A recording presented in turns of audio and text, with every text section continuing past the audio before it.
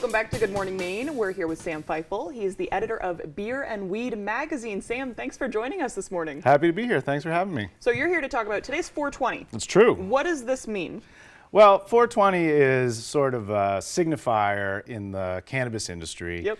And I liken it to, there's that country song, it's 5 o'clock somewhere, right? So it's kind of a similar thing for whatever reason. It goes back to kids in California, high schoolers, whatever it is, they'd meet at 420 after school and smoke cannabis, right? And it just sort of took off, and I love it. There's a whole mythology to it, like, oh, there's 420 chemicals in cannabis. Total lie. Oh, that's 420 is the code for a drug bust, total lie. Yeah. But what it's become now is just sort of a chance to celebrate, right? And I sort of liken it to, it's like a combo package of Thanksgiving and the 4th of July, right? So, you don't have to give anybody any stuff. You just get together with your friends and have a good time and smoke some weed. But also there's an Independence Day quality to it where, someone like me, I've been advocating for legalization since, the late 80s. Yeah. I remember on the campus of the University of Vermont in 1992, we were hanging out on the lawn of the library smoking weed, and there's cops around, and oh no, we're going to get arrested. It's terrible. I mean, if you were to hang out on the lawn now in private-owned property, still. Yeah, I think the cops somebody have better things to property. do nowadays. Yeah. It's just been a sea change, right? Yeah. And it's also a time to remember, hey, there's 40,000 people who are still incarcerated right now because they use cannabis.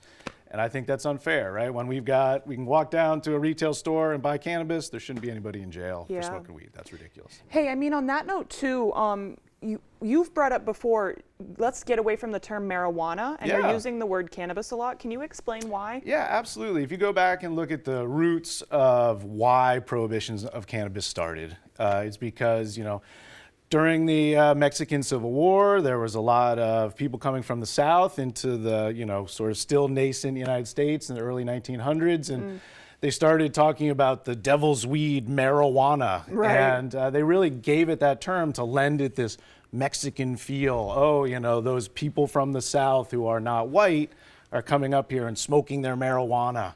And it's really a loaded term that's meant to sort of demonize something that, it's a plant that grows in the ground, right? Gotcha. You can have your decisions about when it's appropriate to use and all that sort of thing, but I think it's outrageous that we would arrest people and put them in jail for using a plant that grows in the ground. And using something like cannabis, it's a more scientific name and sort of gets us out of that era into, it's a mainstream thing. Yeah. But like anything, you do it too much, it could become a problem for some people. Of course, absolutely. Just to give you an idea of how much Mainers have embraced this, I mean, it wasn't too long ago, this would be unthinkable to have legal marijuana, cannabis here in the state of Maine.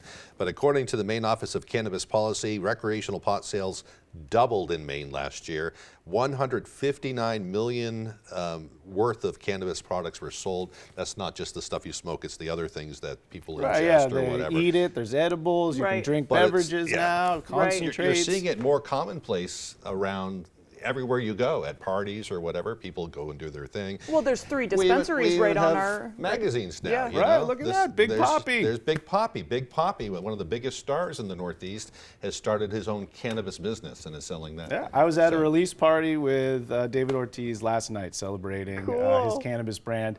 And it's just amazing to think of, right? We're releasing a cannabis brand at the rooftop bar in Portland, Maine. It's the most normal thing in the world. Wow. Yeah. So it looks like we are about out of time, but if people are interested in this magazine and learning more, where can they go online? They can go to beerandweedmagazine.com. They can find us on Instagram, Beer and Weed Magazine, and Google works. Awesome. Yeah. And you talk about some of the microbrews and things like that around the state absolutely, too. Absolutely. Cool. Craft brewing is half of what we cover. Cool. Sam, thank you for joining us. Hey, thanks for having me. Partake responsibly if that's where we're going today. We'll send it over to Devin Biggs for our full weather forecast.